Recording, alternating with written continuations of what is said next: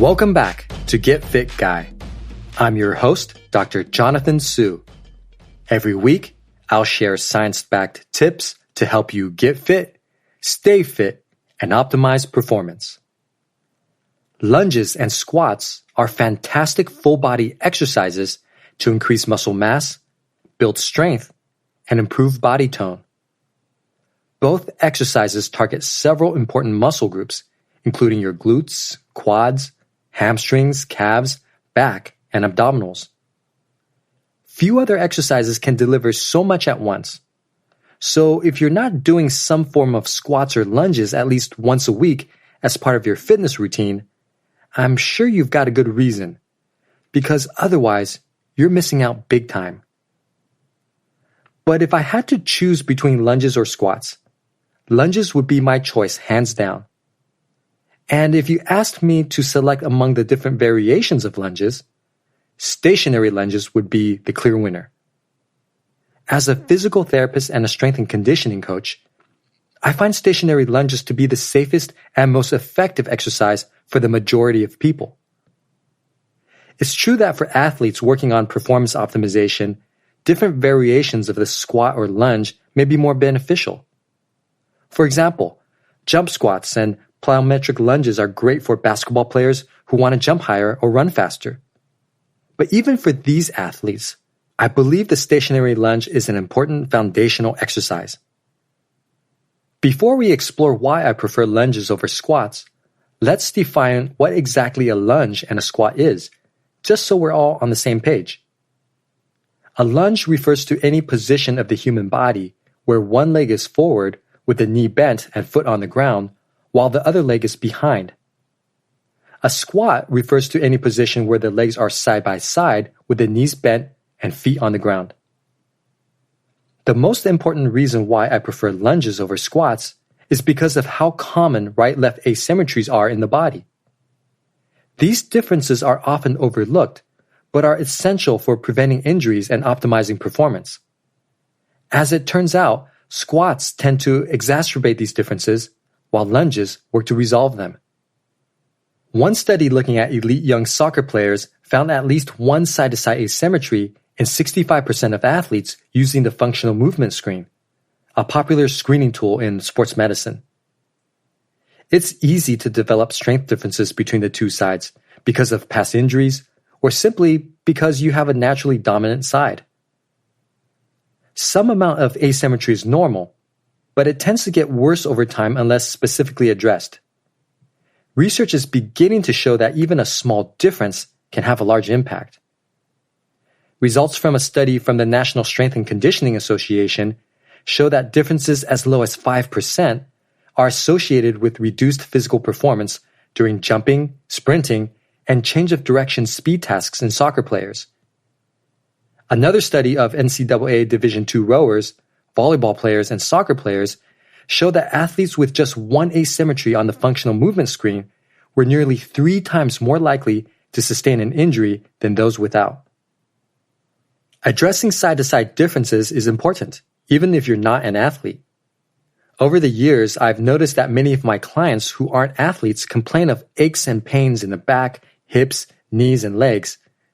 These issues are frequently related to asymmetries that have gradually gotten worse over time. The good news is that side-to-side differences are easy to resolve, and it's why I prefer lunges over squats. When you perform bilateral movements, such as squats, your stronger side often compensates by taking on more of the load than your weaker side. A trained eye can usually see this compensation by a subtle lateral shift of the hips, a twist of the trunk, or a downward dip of the shoulder to one side of the body during a squat. Further testing will often reveal right-left asymmetry as the culprit. When you perform unilateral movements that challenge one side of the body at a time, such as lunges, you correct side-to-side muscle imbalances and prevent them from developing. The reason it works is because each side is forced to bear the load independently, and the same resistance used for the stronger side will be more challenging for the weaker side.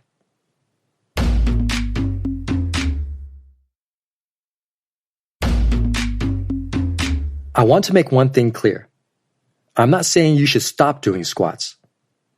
I believe squats are an important exercise that should be part of most fitness programs. What I am saying is that if you had to choose, go for the lunges. And if you're doing squats twice a week, make one of those days a lunge day. While performing lunges, you might notice that one side gets tired sooner or that one side feels more sore the next day.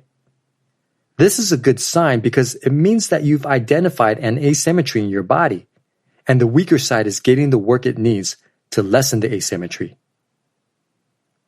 Earlier, I mentioned that if you asked me to select among the different variations of lunges, stationary lunges would be the clear winner. Lunges are like ice cream. There are so many flavors to choose from. We've got forward lunges, side lunges, reverse lunges, walking lunges, twist lunges, jump lunges, just to name a few. So why stationary lunges? The vanilla of lunge flavors. I find stationary lunges to be the safest and most effective exercise for resolving right-left asymmetry. Yes, good old stationary lunges, where your feet are hip-width apart with one foot forward, one foot backward, and your feet glued in place throughout the exercise. Stationary lunges are safest for your knees and your back because unlike other lunge variations, you don't have to take a step with every repetition while carrying a load. Your feet are fixed in place, so all you have to do is simply lower and raise your body without worrying about additional movements that may cause you to tweak something. Stationary lunges are also most effective for resolving imbalances because you work one side of your body with minimal rest between repetitions. In other words, you get a higher intensity workout on the side you're exercising, which helps optimize gains. Some people argue that forward lunges are better for emphasizing your quads, while reverse lunges are better for honing in on the hamstrings and glutes. I find with stationary lunges, you can get the same emphasis depending on how you push through the front foot on your way up. To emphasize your quads, try pushing forward and down at the same time through the ball of the front foot. To hone in on your hamstrings and glutes, try pushing straight down through the heel of your front foot. Now it's time to put this knowledge to use in our stationary lunge challenge. Your challenge over the next 5 days, if you choose to accept, is to perform 3 sets of 8 to 12 repetitions of stationary lunges on non-consecutive days. Complete a set on one side of your body, and then complete a set on the other side of your body with a short 30-second rest break between sets. Repeat this until you've completed 3 sets on each side, making sure to use a set of dumbbells or a barbell with enough weight so that your muscles reach failure at 10 to 12 repetitions on the first set. You can cut out the rest break completely if you're up for a real challenge. As always, let me know how you feel after you give it a try. Get Fit Guy is a quick and dirty tips podcast. It's audio engineered by Nathan Sems, with script editing by Adam Cecil. Our operations and editorial manager is Michelle Margulis. Our assistant manager is Emily Miller. And our marketing and publicity assistant is Davina Tomlin.